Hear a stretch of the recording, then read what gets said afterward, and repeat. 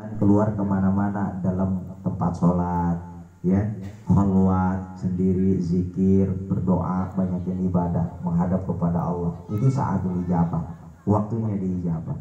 Sepertiga malam, bangun tengah malam, tuh, sholat tahajud, ya, sholat hajat, istikharah, itu adalah saatul ijabah.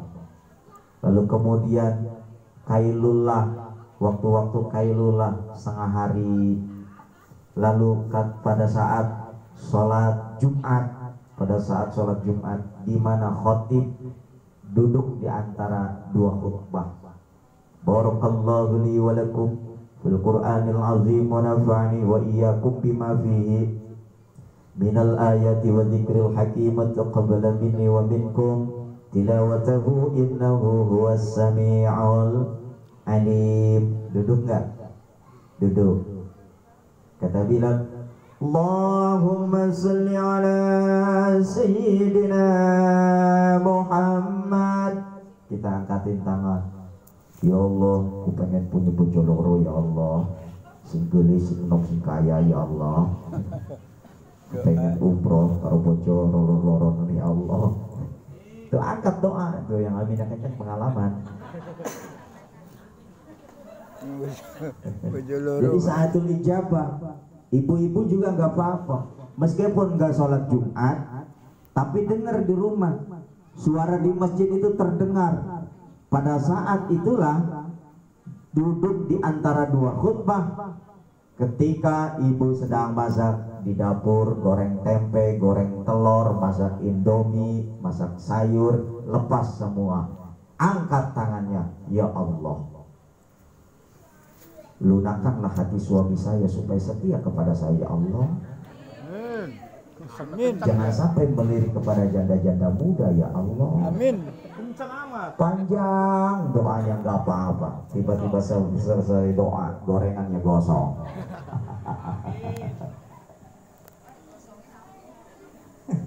Allah kirim. Kalau di kita saatul ijabah.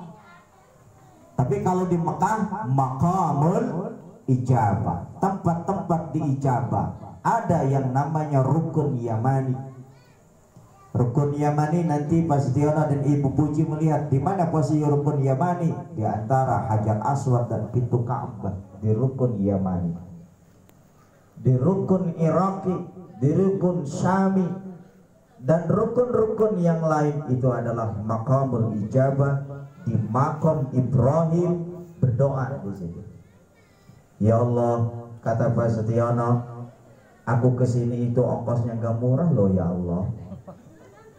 Saiki ongkosnya mahal 35 juta ya Allah. Kali loro wis piro ya Allah. 70 itu ongkos aja loh ya Allah. Ngomong semalah. Belum biaya selamatane ya Allah. Belum biaya oleh-olehnya loh ya Allah. Cepet entek ya Allah. Tapi maksud aku begini loh ya Allah, aku kepengen iso ibadah sakabehe dosa-dosa aku iki diampuni maring Allah. Amin. Semua dosa-dosa saya diampuni, semua amal ibadah saya diterima, meski habis harta simpanan saya, tapi bagaimana caranya ya Allah saya pulang bisa punya uang lagi. Artinya apa? Kita menghabiskan harta buat ke tanah suci Makkatul Mukarramah, tapi pulang kita sudah dipersiapkan rizki oleh Allah, ganti daripada ongkos haji dan umrah. Itu pun kalau yakin, ainul yakin. Kalau ragu, angel.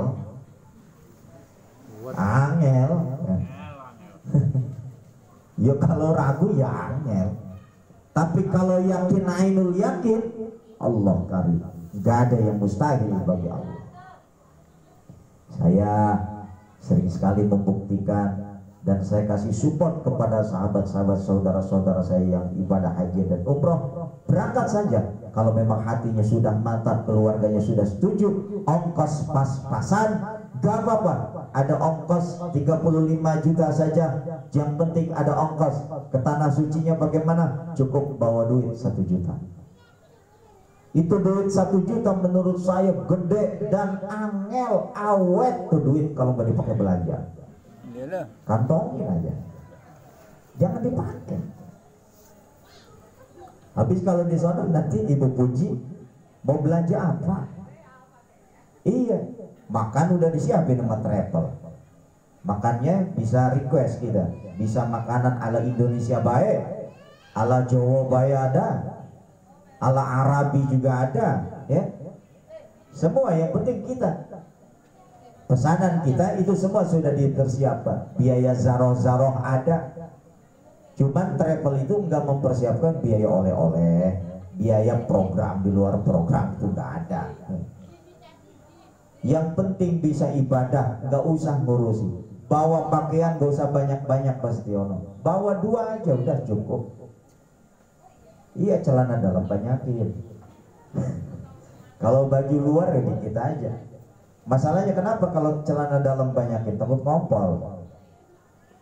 Bawa kolor, ya.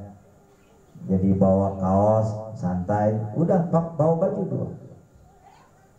Berat, bawa pakaian banyak-banyak itu berat. Yang dibanyakin nanti koper itu 2, koper bapak sama koper Ibu Puji itu. Yang dibanyakin air zam-zam aja udah di sana.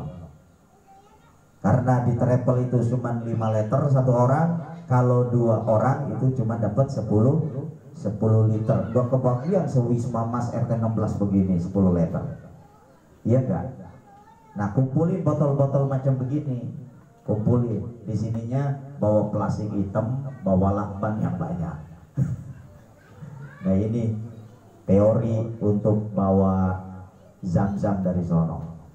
Nanti bekas-bekas ini masukin semua zam-zam, baru kemudian dilakban yang rapi biar nggak bocor. Masukin ke koper juga nggak masalah. Kalau rapi itu nggak bakalan terdeteksi. Begitu nyampe ke sini dihitung-hitung 20 liter, itu kebagian semua setengah gelas, ya kan? Alhamdulillah. Nah, kalau mau tanya mana sorbannya, nggak ada. Mana tasbihnya, nggak ada. Kormanya habis. Yang ada air zam-zam. Ini aja udah air zam-zam. Doain, kalau doain bapaknya, ya Allah, gitu ya, supaya rajin ibadah, supaya sayang sama istrinya. Kalau doain istrinya, ya Allah, supaya jadi istri yang manut. Udah begitu aja kan. Paham Pak Tiono? Paham? Paham lah. Hadirin yang dimuliakan Allah Subhanahu wa taala, maka Pak Setiono itu menjadi tetamu Allah wafdullah. Cuman harus dipersiapin Pak Setiono. Karena memang ibadah umroh itu adalah ibadah yang berbeda dengan ibadah-ibadah yang lain, ya. Ibadah ada yang sifatnya maliyah, ada yang sifatnya qalbiyah, ada yang sifatnya badaniyah. Ibadah yang sifatnya maliyah kayak kemarin kita zakat fitrah. Zakat fitrah harus pakai harta toh? Iya, zakat fitrah harus pakai beras. Enggak jadi kalau kita zakat fitrah enggak bawa beras. Kata amilnya, kata panitianya, mau zakat fitrah? Iya. Mana buktinya? Beras enggak ada. Duit bawa? Duit juga enggak. Ya enggak jadi zakat fitrahnya. Jadi maliyah yang sifatnya ibadah. Ibadah yang sifatnya maliyah itu berupa harta, infak, sedekah, zakat fitrah, itu diantaranya. Ada ibadah yang sifatnya badaniyah, artinya ibadah yang ditumpukan kepada anggota badan, seperti kita sholat. Sholat itu pakai gerakan badaniyah. Kalau sehat ya sholat, kayak puasa itu ibadah badaniyah. Kalau puasa ya sehat, kita insya Allah bisa puasa. Kalau sakit nggak bisa puasa. Ada ibadah yang sifatnya qalbiyah, ibadah yang sifatnya bertumpu kepada hati. Meski kita pakaiannya compang-camping, meski kita ngerokok, meski kita sambil ngobrol, tapi hatinya Allah, Allah, Allah. Begitu. Nih kayak Pak Umar nih. Kayak Pak Umar kan kayak ngelamun gitu, tapi hatinya kan zikir. Allah, Allah, Allah. Kayak ibu-ibu nih pegang HP bikin status umpama.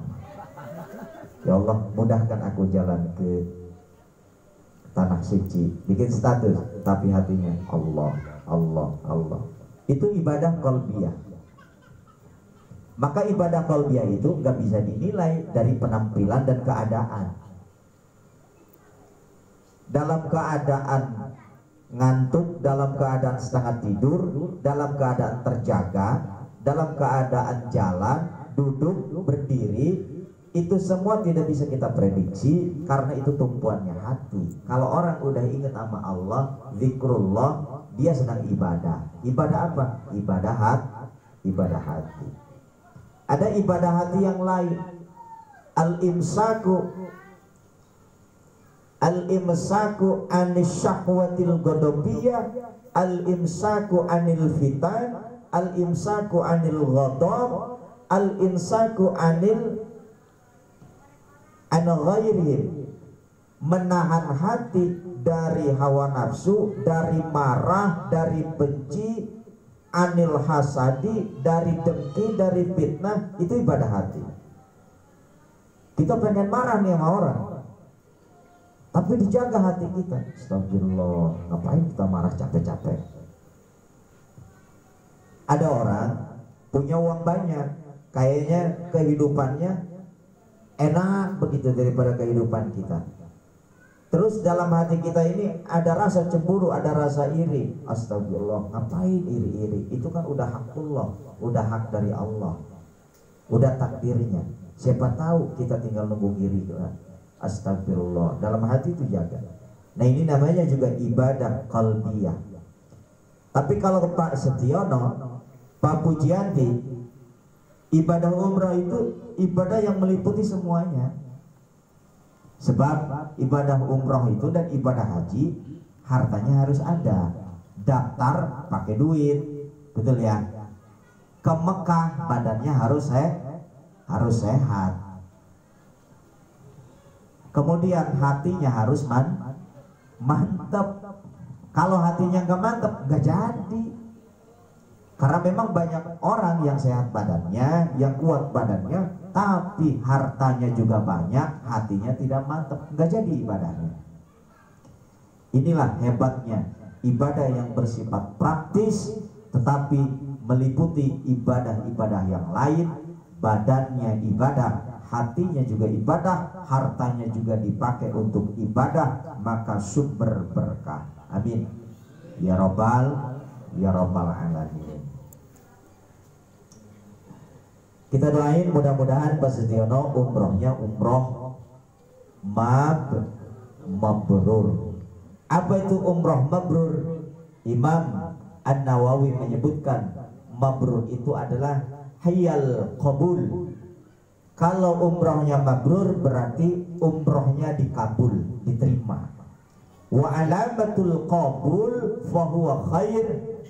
Kalau umrohnya diterima, maka ciri-ciri umroh diterima itu pulang umroh meskipun tidak dipanggil Pak Umroh, Ibu Umroh, atau Ibu Haji kecil, Pak Haji kecil, begitu ya. Atau pulang haji, Pak Haji, Bu Haji, dia gak marah. Tazidul khair, justru bertambah kebaikannya. Sholatnya rajin, gak ditinggal lagi. Ngajinya bertambah rajin, silaturahimnya bertambah rajin. Semuanya kebaikan-kebaikannya bertambah. Wa alamatul qabul bil umroh, ciri-ciri daripada umrohnya diterima itu adalah tazidul khair, bertambahnya kebaikan. Yang baik menjadi lebih baik, yang tidak baik menjadi baik. Itu saja pangeling dari saya. Mudah-mudahan kita semuanya berkah, mendapatkan keberkahan pertemuan kita pada malam ini. Sebab ada tradisi yang mengandung keberkahan. Kalau kita kepengen terbawa buru-buru ke tanah suci Makkahul Mukarramah, satu sering-seringlah hadir silaturahmi berkunjung kepada orang yang mau berangkat umroh, dan yang kedua berkunjung bersilaturahmi kepada orang yang pulang dari umroh. Ngapain? Minta doa, bukan minta oleh-oleh. Yang penting kita dapat zam-zam, didoain, oleh-oleh nomor sekian. Ada alhamdulillah, nggak ada masa iya. Masa ya enggak.